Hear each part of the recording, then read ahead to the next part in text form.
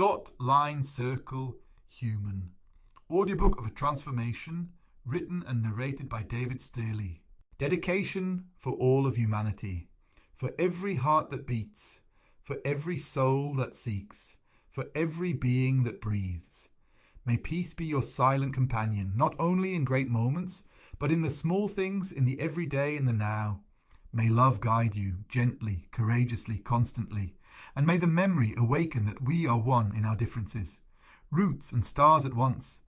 This book is a whisper to you, and a light for all, that we may remember who we are and how much love we truly are. Thanksgiving! From the bottom of my heart, I thank my wonderful wife Dora, my calming influence, my mirror, my inspiration.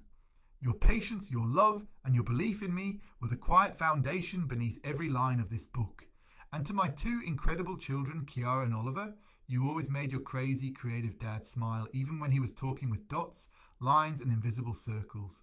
You didn't just let me write, you gave me time, space, understanding, and above all, the meaning behind it all. Thank you for every hour in which you let me dive into my world, so that I could resurface for others. This book would never have been possible without you. It grew through you and was written with you. I love you. Introduction. Hey, you're holding a book in your hand that begins with a period. Yes, a period, a small black blob. Not particularly exciting, is it?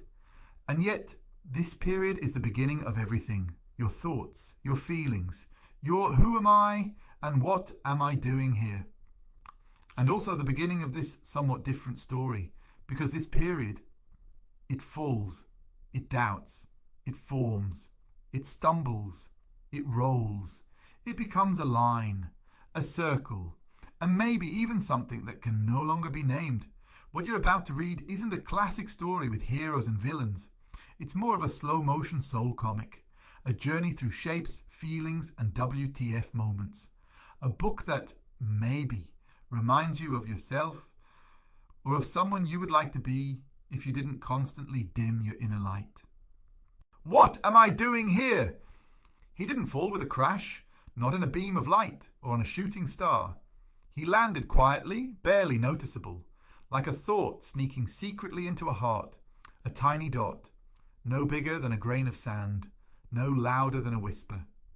And yet, he was there, on Earth. He looked around. So much space, so much silence, so much that unknown. And in the middle of it all, him, a dot in an ocean of possibilities, a drop of consciousness on the vast sheet of life. What am I doing here? Sample complete. Ready to continue?